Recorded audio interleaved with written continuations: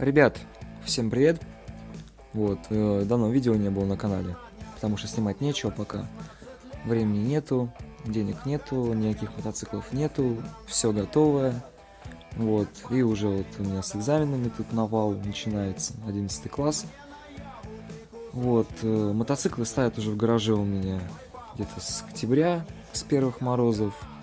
И уже где-то месяца полтора точно, я их уже не трогаю абсолютно. Нет времени, даже не завожу их. Сейчас аккумуляторы приготовил, сейчас выкачу их и попробуем запустить.